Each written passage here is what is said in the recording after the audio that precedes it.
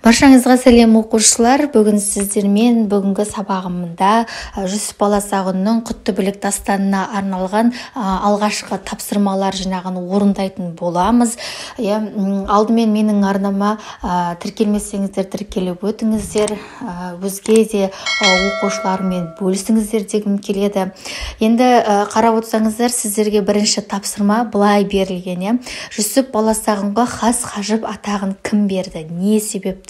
Хас қажып деген атаудың мағынасын қалай түсінесіңдер дейді. Жауап: ислам дәуірі әдебиетінің ең көрнекті туындысы Жүсіп Баласағұнның құтты білік дастаны. Ақын құтты білік дастанын хижра есебі бойынша 462 жылы жазып бітірген. Жүсіп Баласағұн сол жылы өз дастанын Табғаш Боғра хан қағанға хандардың ханына тарту етеді. Бұған риза болған Боғра хан ақынға ұлы хас қажып, яғни ұлы уәзір, бас кеңесші деген жоғары атақ береді. Яғни хас қажып деген атаудың мағынасы ұлы уәзір, бас кеңесші деп аталады. Екінші тапсырма: құтты біліктің тақырыбы мен идеясына мән беріп, сюжеттік композициялық талдау жасаңдар. Сюжеттік композициялық талдау дегеніміз, яғни шығарманың басталуынан, байланысуынан тұрады. Шығарманың басталуы: Күнтуды патшаның өзінің әділ саясатымен жер жаһанға мәшһүр болуы. Шығарманың байланысуы: әділетті патшаның данышпанды өзіне уәзір етіп тағайындауы, елдің жағдайының жақсаруы. Үшінші, шығарманың шиеленісуі: Айтолды уәзірдің дүниеден өтуі, баласы Өгділміштің әкесінің орнын басуы. Шығарманың шарықтау шегі: Өгділміштің туысы Одғұрмышты іздеуі, оны патшаның шақыртуы, Одғұрмыштың патшаның ұсынысынан бас тартуы. Шығарманың шешімі: Одғұрмыштың дүниеден өтуі, Өгділміштің өз ісін қайта жалғастыра беруі. Мына жерде шығарманың байланысуында әділетті патшаның данышпанды өзіне уәзір етіп тағайындауы, елдің жағдайының жақсаруы дегеніміз, мына жерде данышпан уәзір деп тұрғанымыз Айтолды. Мынау Күнтуды патша өзінің әділеттілігімен жер жаһанға аты жайылып, танымал болған кезінде Айтолды уәзір жолдағы қиыншылықтарға қарамай осы Күнтуды патшаны іздеп келеді ғой. Сол кезде бұл қандай адам екен деп оны патшада сынайды.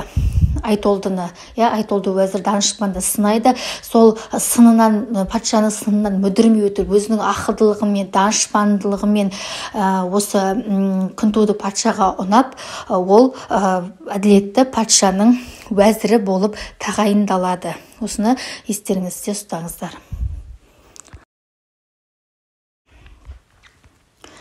Үшінші тапсырма: құтты біліктің басты идеясын анықтаңдар. Құтты білік кейіпкерлеріне мінездеме беріңдер. Құтты білік дастанның басты идеясы 4 принципке негізделген. Біріншісі, мемлекетті дұрыс басқару үшін әділ заңның болуы.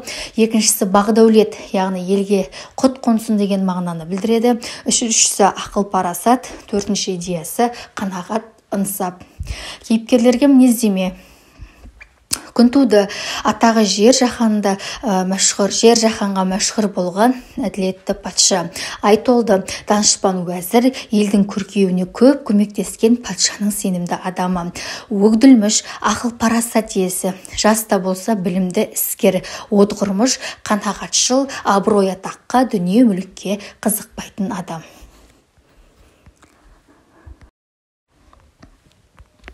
Төртінші тапсырма: құтты біліктің зерттелуі туралы деректерді пайдаланып, неге Каир, Вена, Наманган нұсқалар деп аталғанын анықтаңдар. Академик Нысанбаевтың ғылыми зерттеулеріне сүйенсек, құтты білік дастанының 3 нұсқасы бар. Бірінші, веналық нұсқа.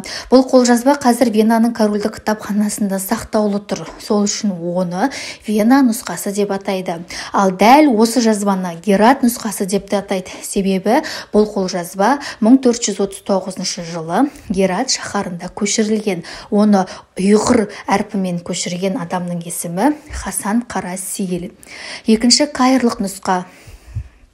Бұл қолжазба араб әрпімен көшірілген. Оны Каирдағы кітапхананың сирек кездесетін қолжазбалар қорынан 1896 жылы неміс ғалымы Морец тапқан.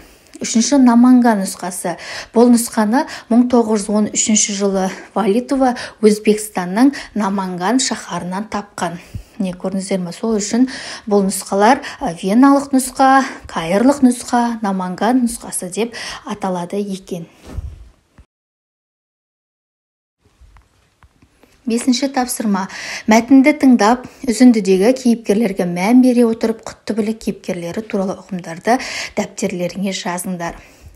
Моральдың негізгі ұғымдары дастанның басты кейіпкерлерінің бейнелерінде бейнеленген.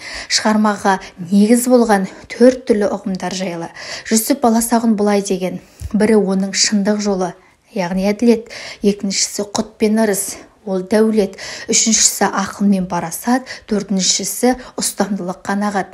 Осылайша Жүсіп Баласағұн маңызды этикалық категорияларды ажыратады. Түбегейлі ізгіліктерді оларды басқа этикалық ұғымдармен байланыстыра отырып жүйелеуге тырысады. Әділ билеушінің мәселесі Құттыбілік дастанының авторы үшін басты мәселе екені белгілі.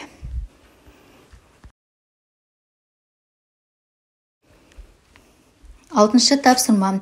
Дастанның сюжеттік желісіне назар аудара отырып, Айтолдыға мінездеме беріңдер.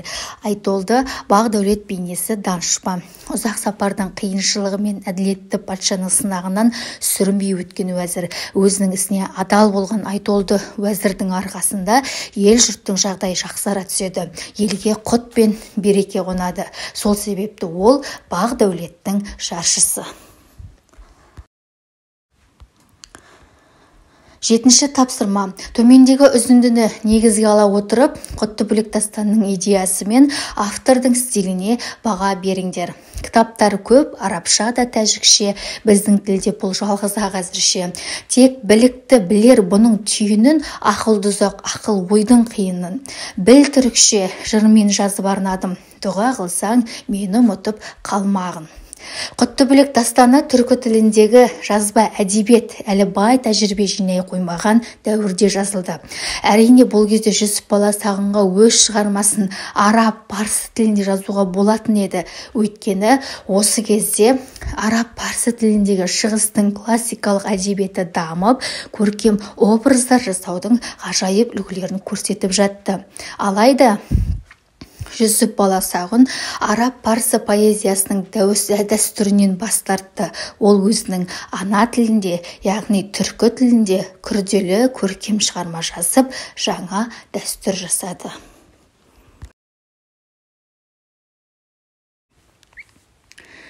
Сегізінші тапсырма. Шығарма сюжетімен таныса отырып, Құттыбілік мазмұнын аша алатын 5 түйінді жаз.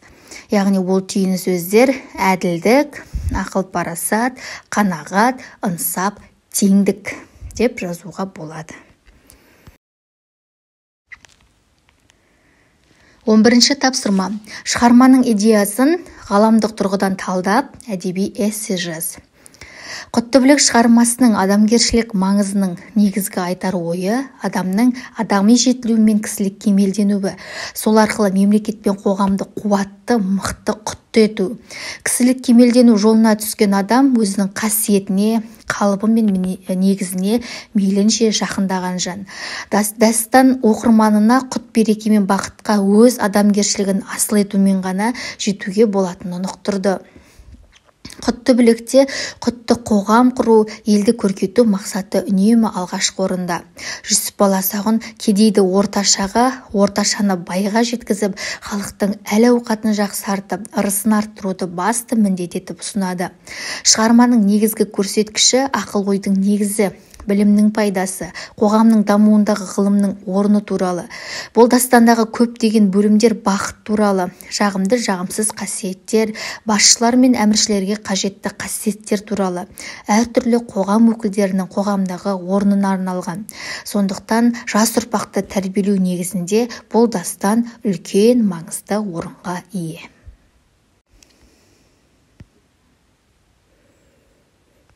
12-ші тапсырма. Құттыбілік дастанының идеясы мен тақырыбын өздерің білетін әлем әдебиеті үлгілерімен салыстыра отырып, шағын сын мақала жазыңдар. Құттөбелек дастаны ерте түркі тілдес әдебиеттің көрнекті туындысы. Жанр бойынша Жүсіп Баласағұнның еңбегі шығыста кең таралған тәрбиелік дидактикалық сипаттағы шығармаларға, этикалық және моральдық бағыттағы шығармаларға жатады.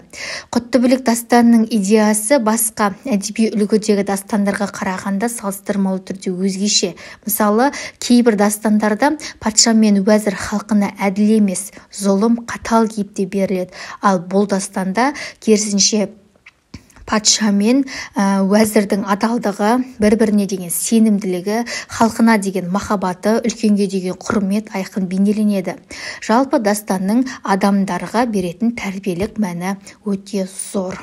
Міне оқушылар берілген тапсырмаларды, сіздерге берілген тапсырмаларды осылай орындауға болады.